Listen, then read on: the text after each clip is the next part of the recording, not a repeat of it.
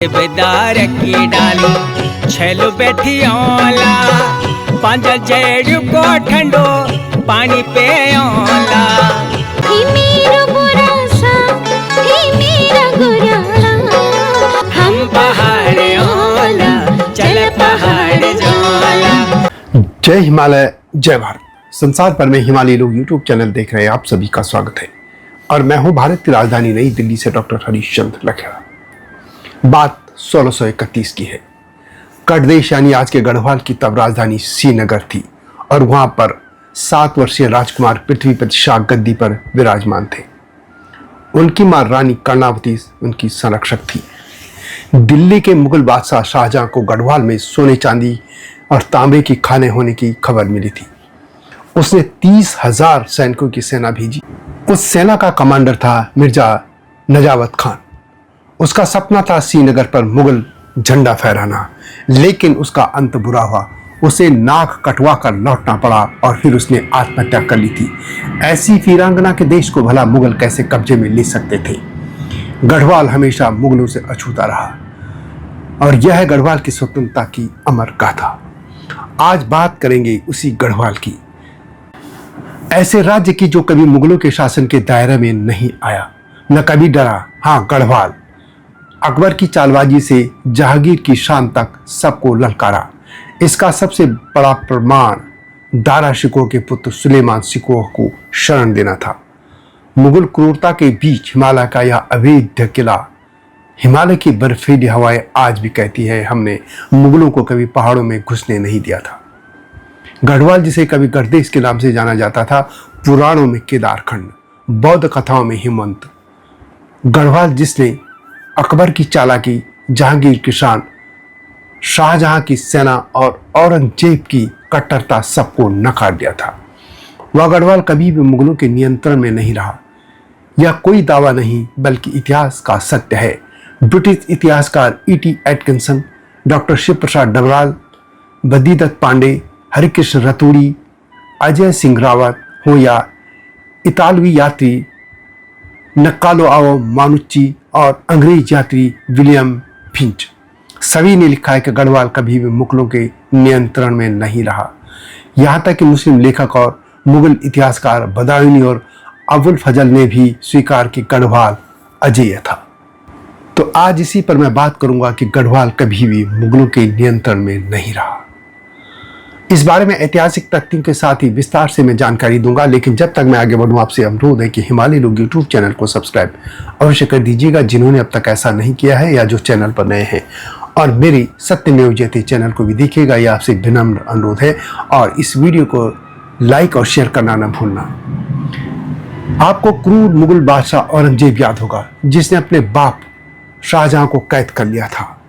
शाहजहां के बेटों में 1658 का खूनी उत्तराधिकार संग्राम शुरू हो चुका था। दारा शिकोह की पराजय हुई और उसका पुत्र सुलेमान शिकोह बचने के लिए भाग खड़ा हुआ और जा पहुंचा हिमालय के अभेद्य किले में, जी हाँ, गढ़वाल में। तब गढ़पति थे पृथ्वीपति शाह। वीर शासक ने बिना हिचक सुलेमान को आश्रय दिया, वचन दिया यहाँ औरंगजेब की क्रूरता प्रवेश ही न करेगी।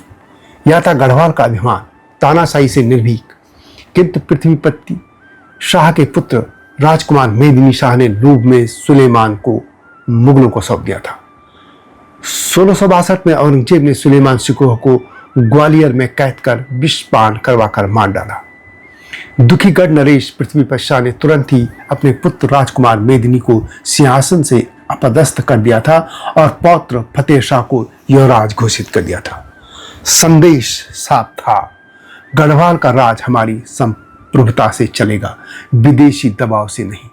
स्वाभिमानी गढ़ नरेश औरंगजेब की धमकियां उन्हें विचलित न कर सकी थी। आखिरकार गढ़पति नरेश पृथ्वी शाह उस वीरांगना के पुत्र थे जिसने मुगलों की नाक काट दिए थे। वह थी रानी कर्णावती, जिसे नाक कटी रानी के नाम से भी जाना जाता है। गाथा को आज मैं आपके सामने रखूंगा। कर्णावती गढ़वाल के महाराजा महिपत शाह या महीपति शाह की पत्नी थी। 1631 में महिपत शाह की मृत्यु के बाद पृथ्वीपति शाह को गढ़ नरेश घोषित कर दिया गया था।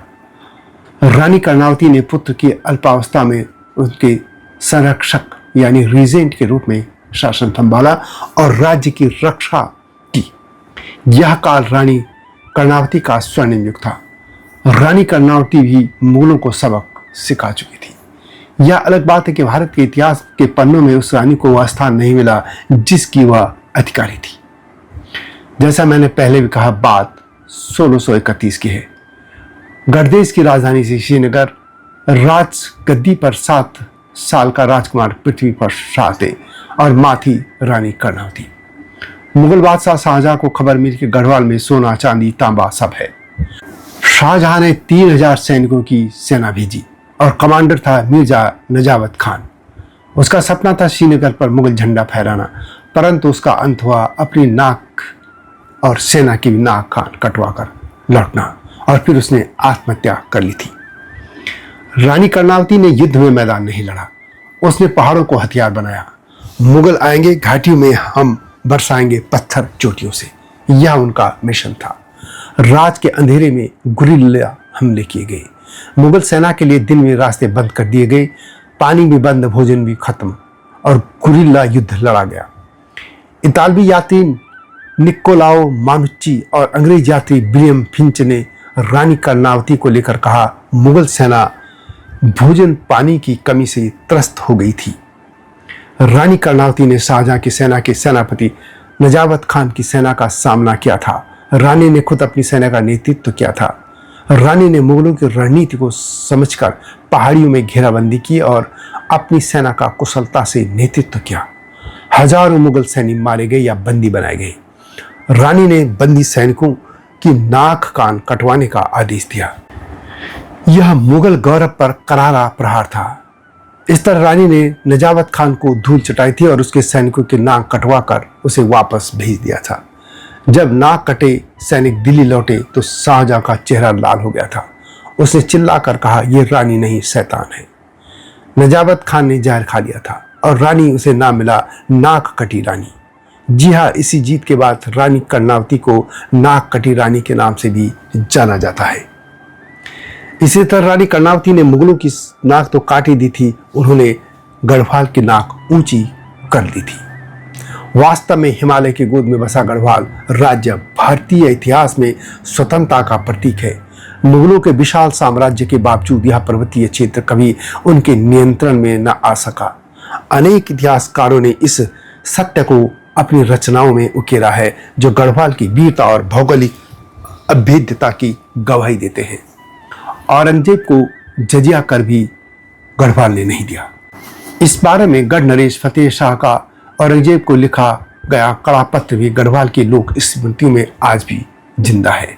हालांकि इतिहासकार गढ़वाल के जजिया कर से मुक्ति रहने का श्रेय गढ़ नरेश फतेह शाह के मंत्री पुरिया नैथानी को देते हैं। बहरहाल ब्रिटिश इतिहासकार E.T. एटकिंसन ने अपनी पुस्तक हिमालयन गजेटियर में लिखा है कि गढ़वाल राज्य मुगल साम्राज्य के अधीन कभी नहीं आया।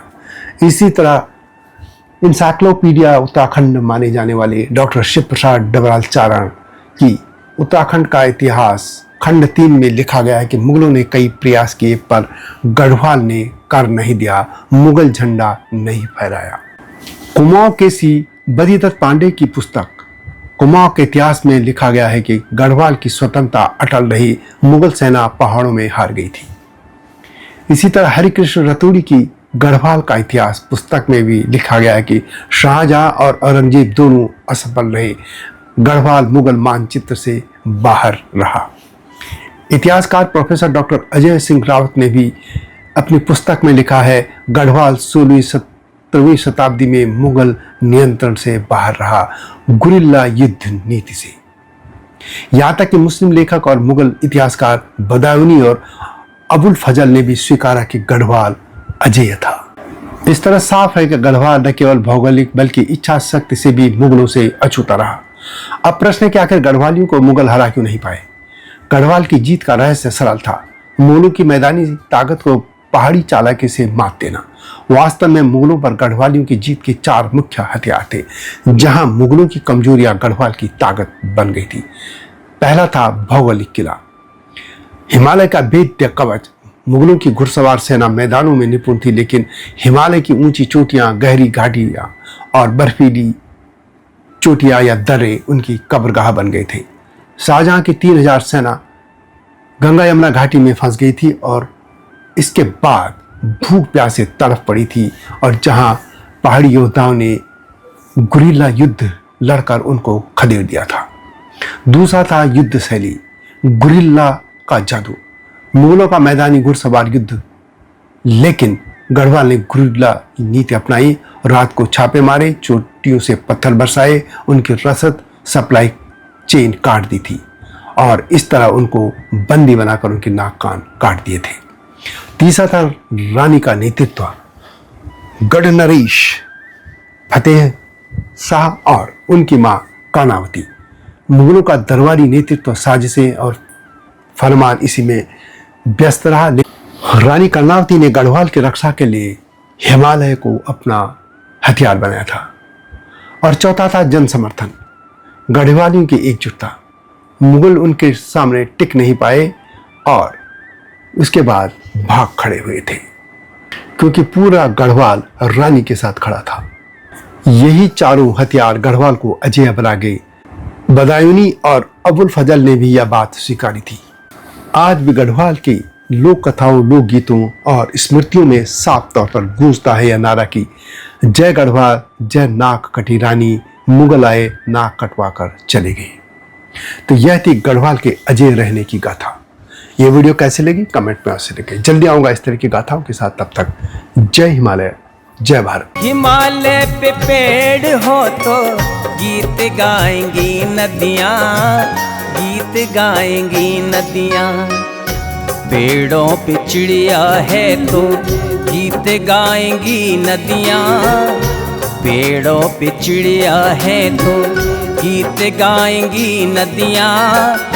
माँ की लोरी जैसे होते हैं नदियों के गीत।